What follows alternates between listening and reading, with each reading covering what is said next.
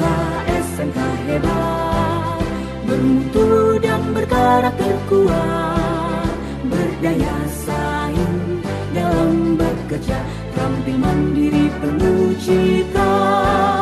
Jadilah kita generasi bangsa, potensi yang unggul merata, berwawasan tinggi, berbudi mulia, giat belajar selalu berusaha. SMK bisa raih prestasi, ukir masa depan, menerjang zaman menyongsong pembangunan, siap sedia. Assalamualaikum warahmatullahi wabarakatuh. Salam sejahtera untuk kita semua, para siswa baru SMK Negeri 3 Jayapura tahun pelajaran 2020-2021.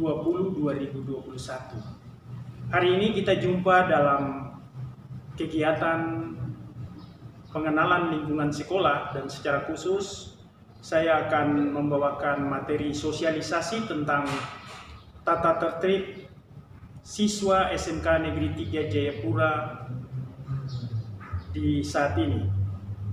Berbicara tentang tata tertib, pasti anak-anak semua sudah tahu, dan ini saya tidak perlu lagi menguraikan panjang lebar, tapi kita bersama-sama, anak-anak sebagai calon siswa yang akan belajar di SMK Negeri 3 ini, teknologi dan rekayasa, kita akan mengenal SMK Negeri 3 secara garis besar sebelum anak-anak hadir dan mengikuti proses belajar di sekolah. Di tata tertib SMK Negeri 3 Jayapura ini ada berbagai macam hal yang kita perlu tahu, sehingga ketika anak-anak ada di sekolah dan melakukan proses belajar mulai dari rumah sampai dengan di sekolah ini, anak-anak sudah tahu bahwa apa yang harus anak-anak sekalian laksanakan atau boleh melakukan, dan apa yang tidak boleh anak-anak lakukan. Mengapa demikian? Di dalam satu proses kehidupan itu, kalau kita bicara tentang tata tertib, itu berarti sesuatu yang diatur, ditata, disusun secara baik. Nah, begitu pula dengan SMK Negeri 3 Jayapura ini, yang anak-anak akan masuk di sini. Anak-anak sekalian, setelah anak-anak mengikuti proses tes dan masuk di sini, sebenarnya sesuatu yang wajib anak-anak sekalian syukuri, karena apa yang menjadi cita-cita, menjadi harapan itu untuk tahap awal sukses anak-anak lakukan, yaitu diterima sebagai siswa di sini sesuai dengan jurusan yang anak-anak pilih. Nah, untuk melakukan proses di sini dari kelas 10 sampai dengan kelas 12, ataupun ada yang sampai pada proses 4 tahun pendidikan di beberapa jurusan, ini perlu mengetahui ini. Dan untuk saat ini dalam masa pengenalan lingkungan sekolah ini, kami hanya akan memberikan pokok-pokoknya saja, poin-poin, beberapa poin penting. Dan selanjutnya pada saat nanti setelah sekolah ini kembali normal, itu buku tata tertib akan dipegang oleh masing-masing siswa, sekaligus diharapkan anak-anak dapat memberikan itu kepada orang tua, sehingga ketika anak-anak dalam proses belajar tidak hanya dipantau oleh sekolah, tapi juga mendapat dukungan dari orang tua agar anak dapat melakukan proses ini secara baik. Nah, tata tertib di SMK Negeri 3 Jayapura ini ada kewajiban umum dan juga kewajiban khusus. Nah, secara untuk kewajiban umum ini, itu ada hal-hal yang wajib dipenuhi oleh anak-anak sekalian. Yang pertama, setiap siswa wajib beragama, bertakwa kepada Tuhan Yang Maha Kuasa. Kami di SMK Negeri 3 Jayapura tidak hanya membuat aturan dan tidak ada hal-hal pendukung. Khusus untuk takwa kepada Tuhan Yang Maha Esa ini, pastinya semua anak, semua calon siswa sudah beragama. Tapi di sekolah ada proses yang kita miliki untuk mendukung ketakwaan dan proses beragama ini bagi anak-anak sekalian. yaitu kami mempunyai satu sarana ibadah untuk anak-anak yang beragama Muslim, yaitu sebuah musola yang juga difungsikan sebagai tempat belajar pendidikan agama Islam. Yang kedua, ada tempat ibadah agama Kristen yang digunakan oleh anak-anak yang beragama Protestan dan guru-guru agama Protestan di sana untuk belajar dan melakukan ibadah. Kemudian ada satu ruang belajar yang dikhususkan untuk anak-anak yang beragama Kristen, Katolik. Jadi pada hari Jumat itu sekolah pada pukul 12.00 di siang hari, semua proses pembelajaran itu dihentikan dan sekolah menyediakan waktu khusus bagi anak-anak yang beragama Muslim bisa ke masjid di samping sekolah kita untuk melaksanakan sholat Jumat bersama dengan Bapak Ibu guru agama Islamnya ataupun bersama dengan Bapak Ibu guru lain, Bapak guru lain yang beragama Islam juga. Nah, mereka dikoordinir secara bersama-sama untuk ke sana. Agama Kristen langsung melaksanakan berkumpul dan melaksanakan ibadah di gereja, yang Katolik melaksanakan ibadah di ruang belajar Katolik yang difungsikan untuk tempat pembinaan juga di sana. Itu yang wajib dilihat oleh anak-anak sekalian. Jadi tidak hanya pada saat hari Jumat itu kegiatan itu berlangsung. Khusus untuk anak-anak Muslim, apabila melaksanakan sholat 5 waktu, khususnya waktu-waktu ketika berada di sekolah, musola ini juga difungsikan oleh guru-guru di sana bersama dengan siswa untuk melakukan sholat pada jam 12. Dan pada hari Jumat itu mereka secara bersama-sama mengikuti sholat Jumat di masjid yang berada di samping sekolah kita.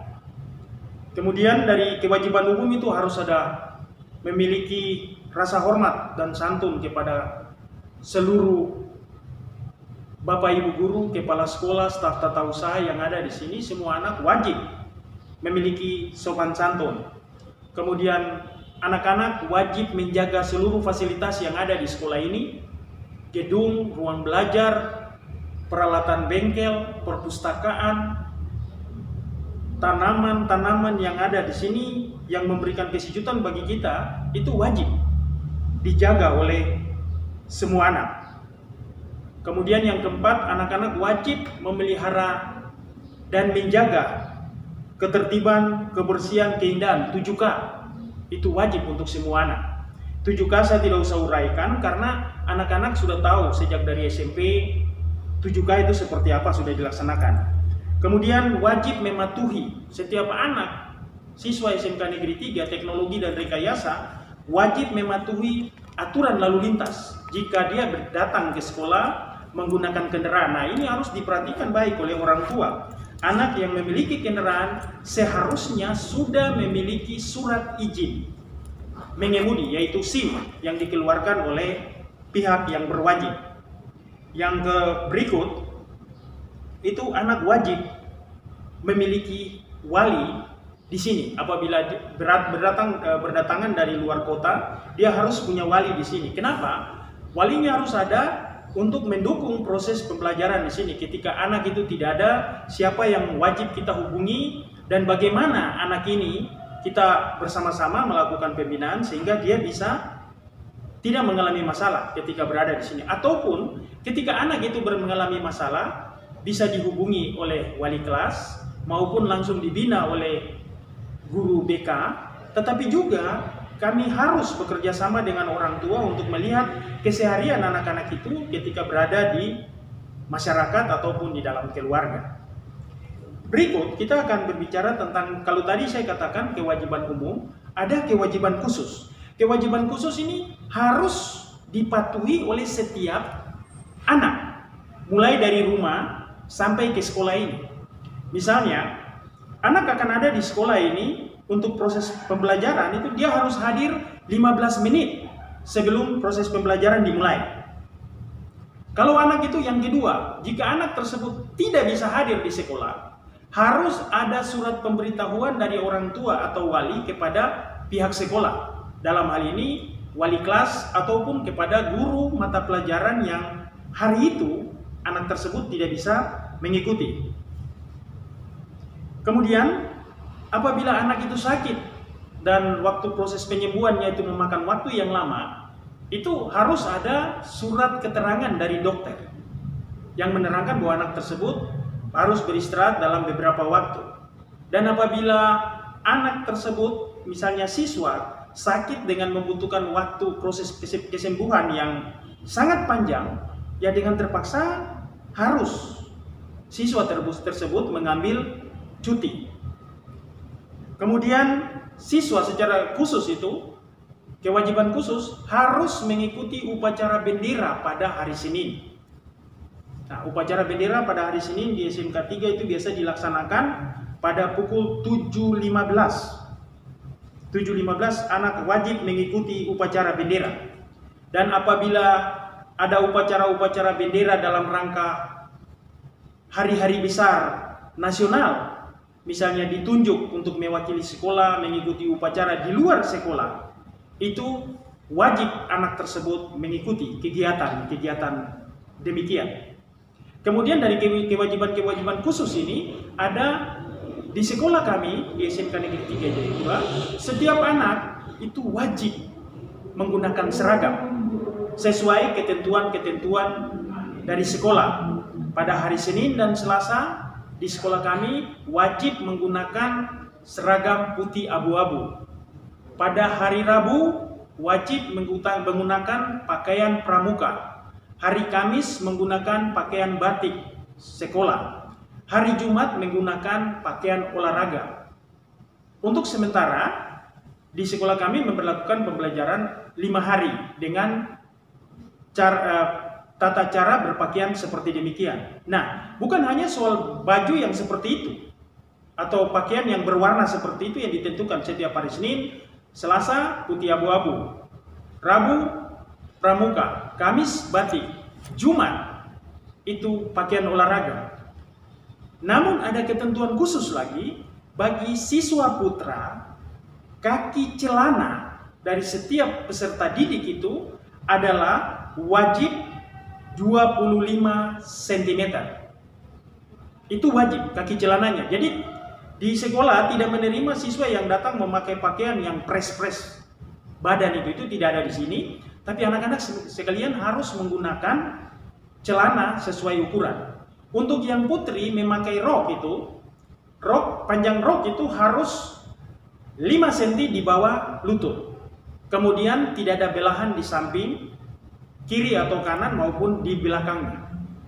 Ini yang wajib dipakai. Perempuan hanya memakai celana ketika berada dalam celana panjang itu pada saat berada mengikuti praktek di bengkel masing-masing dan pada saat melakukan olahraga. Untuk putih abu-abu maupun pakaian pramuka, yang putri tidak dibenarkan menggunakan celana panjang. Ini yang wajib diingat. Tidak dibenarkan menggunakan celana panjang. Kemudian, di dalam kewajiban khusus ini, orang tua harus membangun hubungan yang baik dengan wali kelas. Misalnya, orang tua harus memiliki HP dan menyimpan nomor HP dari wali kelas. Mengapa demikian? Supaya orang tua ketika anak itu membuat kesalahan-kesalahan yang dianggap berat ataupun fatal di sekolah, wali kelas dengan mudah akan mengontak orang tua, dan ketika orang tua dipanggil, orang tua wajib untuk datang ke sekolah. Sehingga anak-anak sekalian, nanti ketika kita sudah masuk dalam proses pembelajaran, nanti buku-buku tata tertib ini kita cetak, kita perbanyak, anak-anak akan mendapat satu-satu. Setiap orang mendapat satu, dan anak-anak wajib memberikan ini kepada orang tua untuk juga mengetahui agar orang tua ikut bertanggung jawab memantau maupun mengarahkan anak-anak sesuai dengan tata tertib yang ada di sekolah kita ini. Nah, selain orang tua membangun hubungan dengan wali kelas ataupun guru BK, ketua jurusan, juga orang tua wajib membangun hubungan baik dengan ketua kelas. Mengapa? Karena ketua kelas ini yang nanti akan terus membangun hubungan. Orang tua akan bisa pantau karena setiap pembelajaran itu diikuti oleh ketua kelas. Mungkin wali kelas sering saat mengajar di kelas lain dia tidak perhatikan, tapi kalau ketua kelas itu akan mengikuti seterusnya. Dengan demikian, dalam proses yang sama di kelas yang sama itu, orang tua bisa memantau anaknya juga lewat ketua kelas, bisa bertanya ke sana kepada ketua kelas tentang bagaimana anaknya mengikuti belajar atau tidak, ada hal-hal yang dibuat atau tidak, ini tergantung bagaimana orang tua. Saya selalu mengatakan kepada orang tua bahwa jangan hanya memasukkan anak, kemudian lepaskan ketika anak bermasalah dipanggil. Sebenarnya nanti ini saya harus menyampaikan kepada orang tua pada kesempatan lain bahwa kalau orang tua dipanggil itu tidak usah takut untuk datang. Kalau masih menginginkan untuk anaknya bersekolah di sini dengan baik.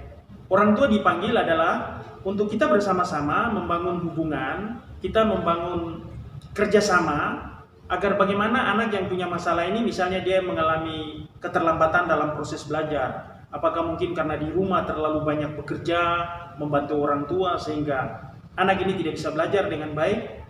Orang tua perlu terbuka dengan pihak sekolah supaya bagaimana mencari solusi-solusinya, jalan keluar supaya anak-anak itu bisa mengikuti pelajaran dengan baik.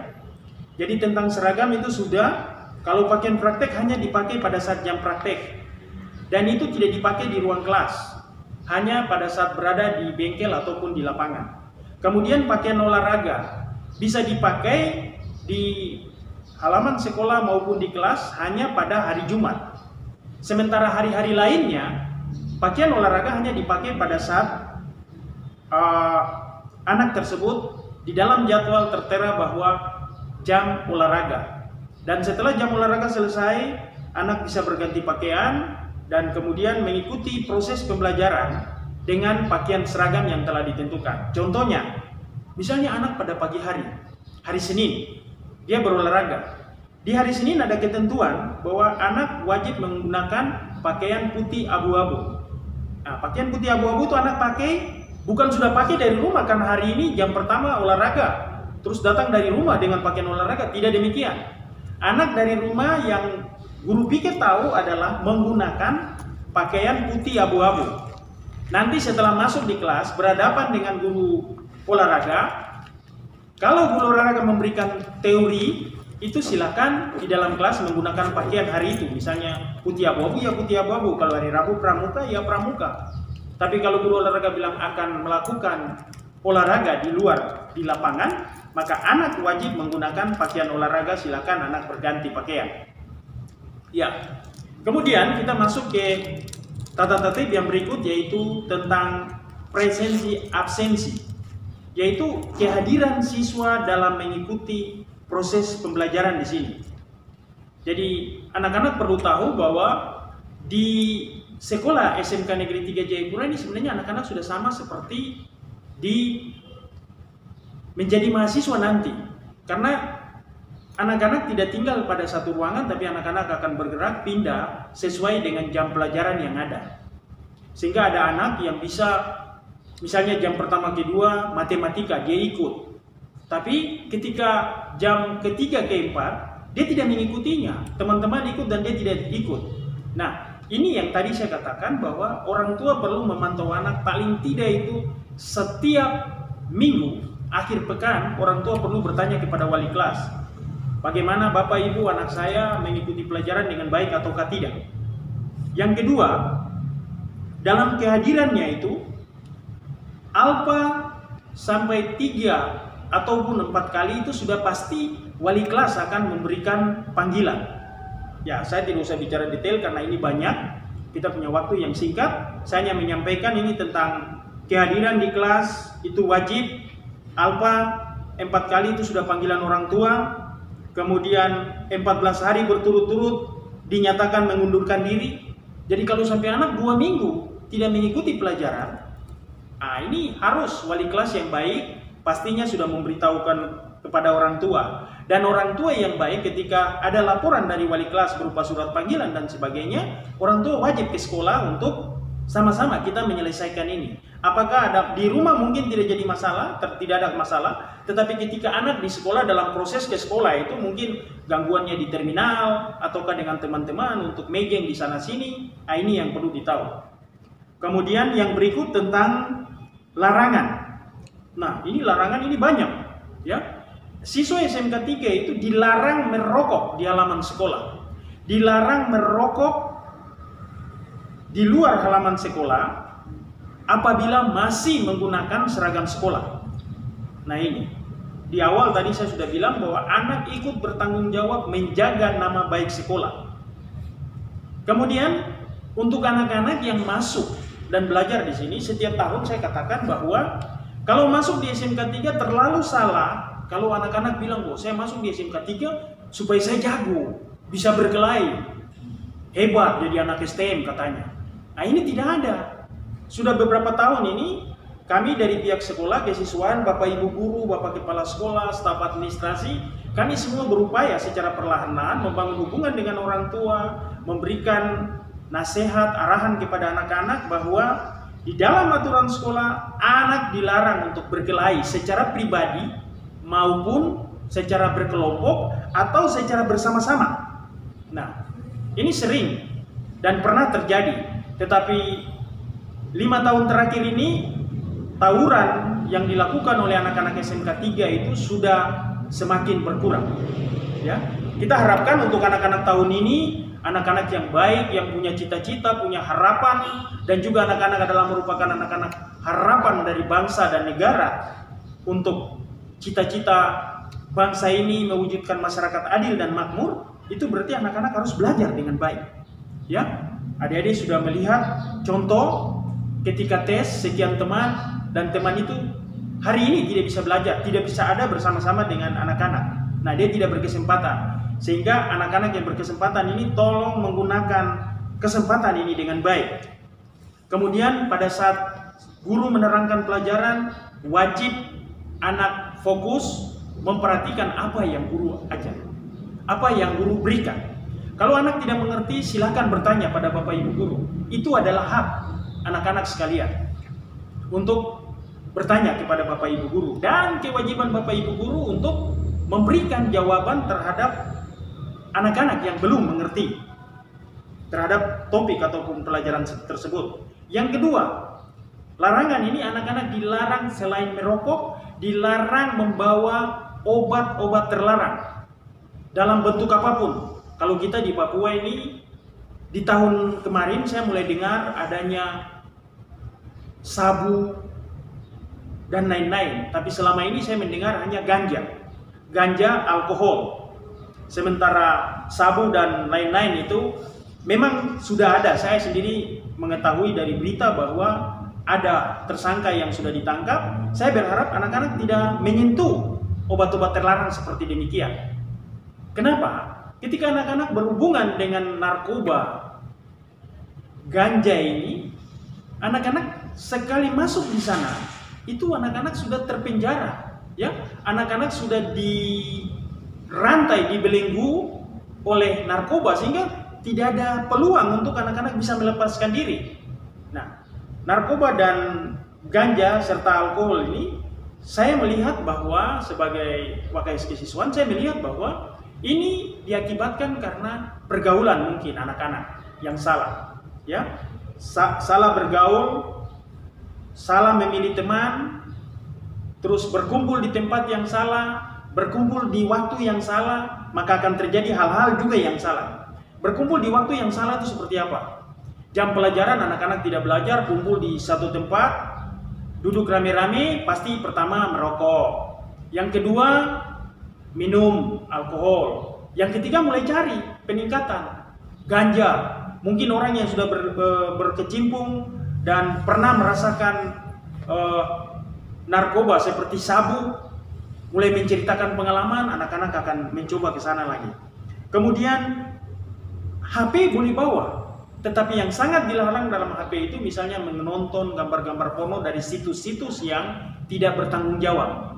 Nah, ini anak-anak HP sekarang ada, orang tua, guru tidak mungkin akan mengawal anak-anak dimanapun dan kapanpun anak-anak berada.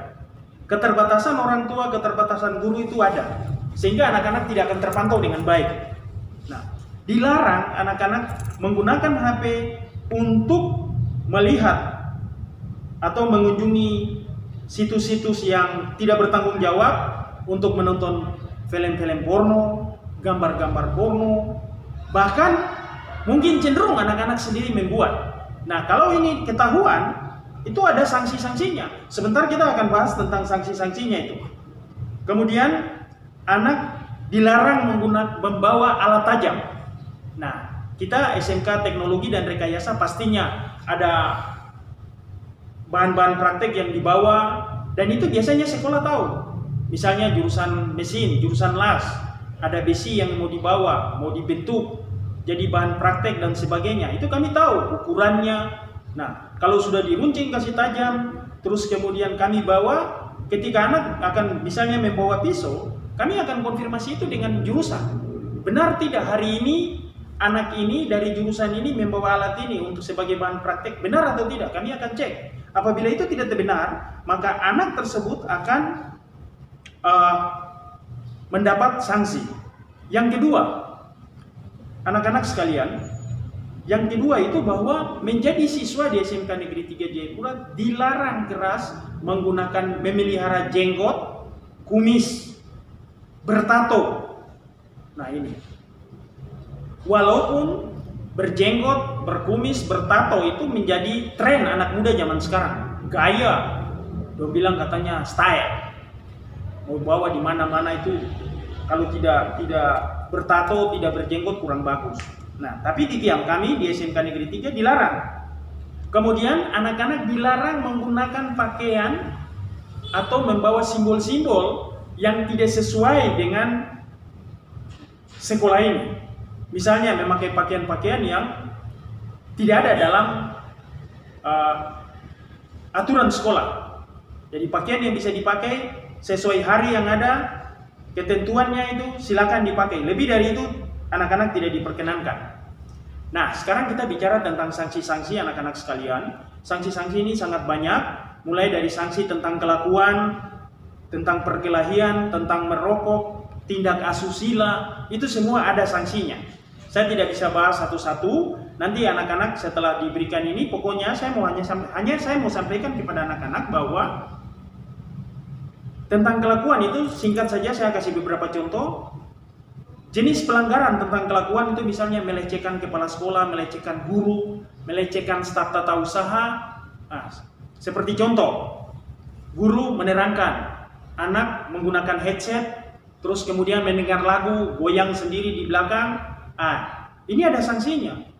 Kalau sudah sampai pada tingkat ini, guru ngajar anak bermain sendiri, itu ada poinnya, ya, ada nilainya. Ketika menggunakan headset itu 50. Berbohong, kelakuan, kalau yang tukang bohong itu di rumah suka bohong-bohong orang tua, bapak mama, membohong kakak, adik. Nah, membohongi anak, membohongi guru itu 25 poin. Mengambil barang orang atau mencuri itu 50. Tidak tertib dalam upacara 20 dan seterusnya. Nanti banyak ini yang anak-anak lihat. Tentang kelakuan anak-anak bisa melihat sendiri. Kelakuan apa yang saya buat tidak sesuai dengan ajaran agama, tidak sesuai dengan aturan dalam masyarakat, norma-norma tata krama dalam masyarakat. Itu yang dinamakan pelanggaran-pelanggaran yang dilakukan oleh anak karena kelakuannya sendiri. Terus kemudian perkelahian. Siswa berkelahi. Misalnya dua anak berkumpul, satu mau pukul satu, gara satu, akhirnya berkelahi. Itu tidak ada ampun-ampun, nilai 50. Ya. Terus anak tanya, wah Pak Guru bicara tentang nilai-nilai. Ya, tentang sanksi, poinnya 50 poin ini. Terus sampai seberapa banyak poin itu? Nah, poin ini nanti kita hitung secara keseluruhan buat pelanggarannya itu. Misalnya tidak masuk sekolah, melawan guru dan seterusnya. Kalau mencapai 100, nilainya mencapai 100, itu berarti anak tersebut akan dikembalikan kepada orang tua. Ya. Ini ada merokok. Merokok di sini nilainya 50.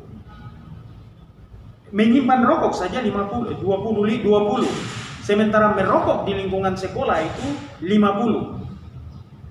Kemudian ada sanksi bagi tindakan-tindakan asusila atau asosial, tindakan-tindakan yang tidak sesuai dengan norma-norma yang ada, aturan yang ada. Misalnya menggunakan kata kotor, memaki teman, apalagi kalau memaki guru, membawa, menyimpan VCD porno, film porno, mengedarkan gambar-gambar porno dan seterusnya, melakukan pelecehan seksual terhadap teman lawan jenisnya, misalnya teman yang putri, dibuat seperti itu. Kalau ketahuan, itu nilainya 50. Kemudian melakukan pemerkosaan, ini di SMK Negeri 3 belum pernah terjadi.